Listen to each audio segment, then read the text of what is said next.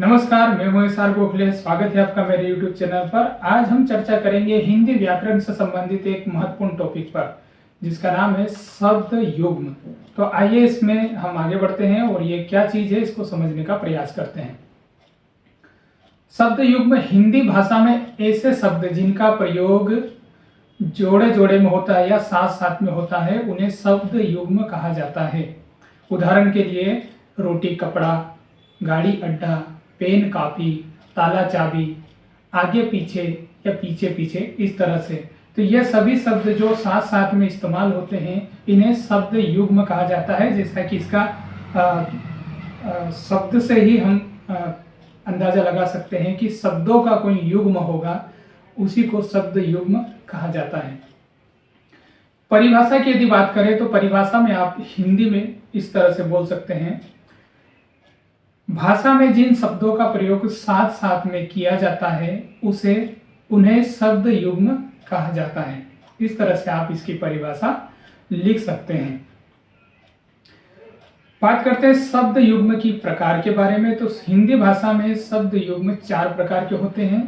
पहला है पुनरुक्त शब्द युग्म, दूसरा है विलोम शब्द युग्म, तीसरा है सार्थक और निरर्थक शब्द युग्म, और चौथा है समानार्थी शब्द युग्म।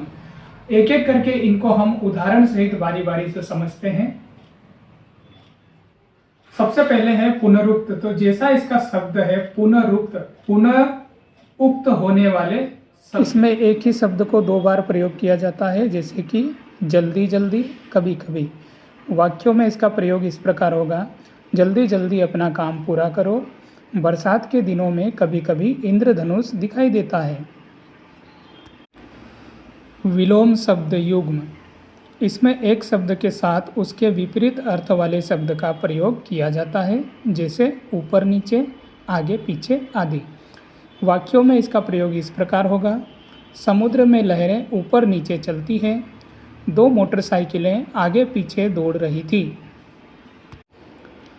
सार्थक निरर्थक शब्द युग्म, इसमें एक शब्द सार्थक होता है जिसका स्पष्ट अर्थ होता है, किंतु उसके साथ दूसरा शब्द निरर्थक होता है जिसका कोई अर्थ नहीं निकलता, जैसे लोटपोट, पढ़ना वढ़ना, लूटपाट आदि।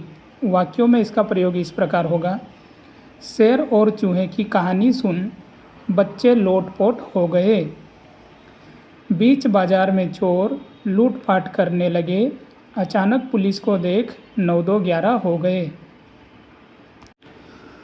समानार्थी शब्द युग्म, इसमें एक शब्द के साथ उसी के समान अर्थ वाले शब्द का प्रयोग होता है, जैसे काम काज, साधु संत, जीव जंतु आदि।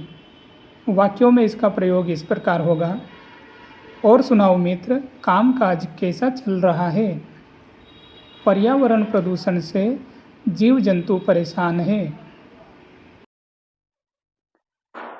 अब हम बात करते हैं प्रश्नोत्तरी के बारे में।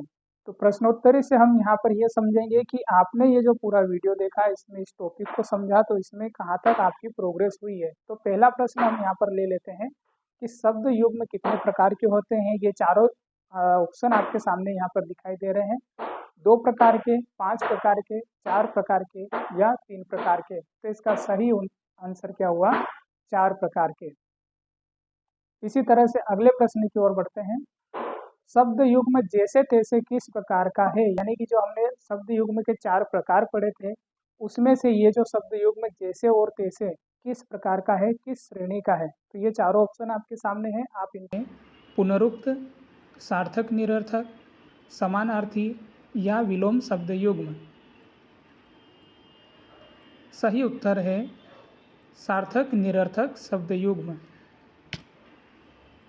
अगला प्रश्न है, शब्द युग्म बार बार किस प्रकार का है।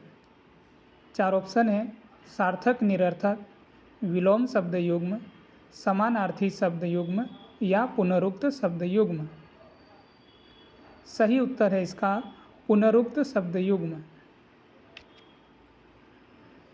अगला प्रश्न है, शब्द युग्म साधु संत किस प्रकार का है। 4 ऑप्शन है आपके सामने, सार्थक निरर्थक, विलोम शब्द, समानार्थी या पुनरुक्त शब्द युग्म। सही उत्तर है इसका समानार्थी शब्द युग्म। तो आशा करता हूँ कि यह जो टॉपिक था आपको बहुत बेहतर तरीके से समझ में आया होगा। लास्ट में मैंने प्रश्नोत्तरी आपको बताई है तो और भी बहुत अच्छी आपको लगी होगी। यदि इसमें और भी कोई डाउट आपको लगता है या और भी इसको बेहतर तरीके से समझाने का यदि आपको आवश्यकता है तो मुझे कमेंट करके ज़रूर बताएं। वीडियो को लाइक जरूर करें और इसे अपने साथियों में ज़रूर शेयर करें ताकि उनको भी शब्द युग्म के बारे में पता हो जाए।